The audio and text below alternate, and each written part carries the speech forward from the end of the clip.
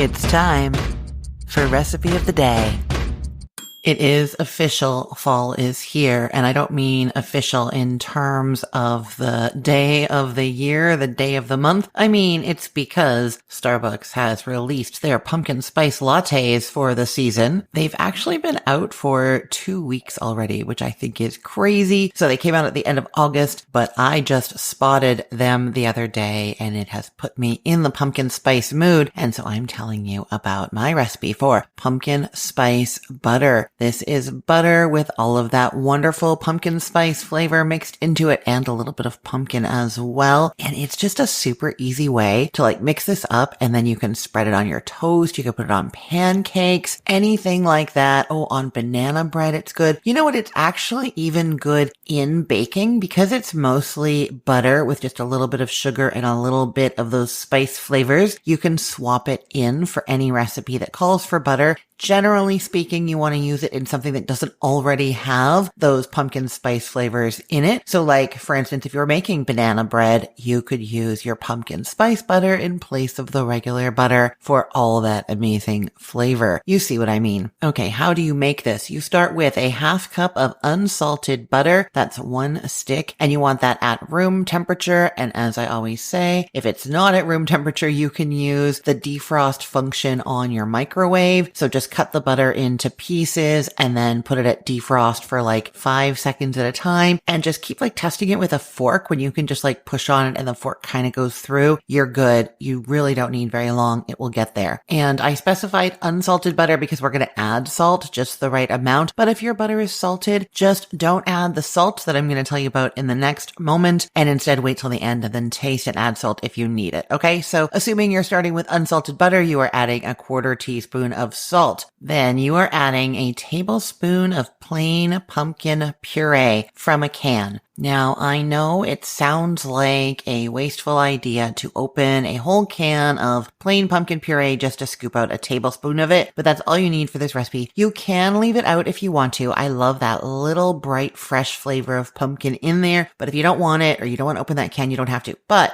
if you do open that can, or if I can convince you to open that can, you should know that pumpkin puree freezes like a dream really easily. You can put it in a container, or better yet, kind of dollop it onto some wax paper on a pan and freeze that. And then you have these little dollops to make more of this pumpkin spice butter, or to put into smoothies. Wonderful. Or you can actually use that whole can that you've just scooped 1 tablespoon out of to make any recipe that calls for a whole can. That tablespoon is not going to be missing. So I will link to my classic pumpkin pie recipe and to my pumpkin pie bars recipe, and you can make those with that can that's just missing a tablespoon. Put it in the freezer for next time you feel like baking, or make those right now. Okay, so we have the butter, we have the salt, we have the pumpkin puree. I should have just said you don't want pumpkin pie filling, anything like that, sweetened pumpkin puree. You just want the plain 100% pumpkin. So it was 1 tablespoon of that. And then you're adding 4 teaspoons of dark brown sugar. If you don't have dark brown sugar, whatever brown sugar you have is fine. And then half a teaspoon of ground cinnamon and a 1/4 teaspoon of ground nutmeg. Instead of those two, you can do 3/4 of a teaspoon of pumpkin pie spice, and I will link to my homemade recipe for that. And you can also add some other things. A little pinch of cloves is nice, or cardamom. You can do a little bit of allspice. I've tested and I just found that the cinnamon with the nutmeg was perfect and really gets that pumpkin spice flavor across, but you can add the other things or use the pumpkin pie spice instead. Then you're just going to mash that all up, stir it, and then you can form it into a log and wrap it in parchment paper, wax paper, or plastic wrap. Then you want to refrigerate it for at least 3 hours before you use it. That just makes it firm up so that you can slice it. It also gives the flavors time to blend. It kind of hydrates those spices so that the flavor gets distributed evenly throughout. So 3 hours and counting until you can have this spread on an English muffin, toasty English muffin with pumpkin spice butter. Sounds amazing. Oh, a couple slices of apple would be great on there, don't you think? So I will put the link to this recipe in the show notes for the podcast episode, or you can head to cookthestory.com/ROTD and get it there. Everything there is arranged by date, so it's helpful to know that today is September 11th of 2025. And I'll just tell you, if you're in the mood for these kinds of fall treats, I'm going to also link in the show notes to my classic candy apples recipe and my popcorn balls. They are so good. Every time I make them, I'm like, oh yeah, these are kind of a old-fashioned little treat, whatever. And then I bite into one and I'm like, yeah, there's a reason these have stuck around. They are so good. So all those links are there for you. Or what you can do when you're searching for recipes is search for my full name followed by what it is you want to make. So Christine Pittman candy apples, or Christine Pittman popcorn balls, or Christine Pittman pumpkin pie, and it will tell you where those are from any of my websites. So that's a great way to make sure that you are avoiding AI recipes and getting things that you know are trustworthy and tested by me. I am Christine Pittman from cookthestory.com, thecookful.com, the all-new chicken cookbook, and from this podcast, Recipe of the Day. I hope you have a great day. Let's get cooking.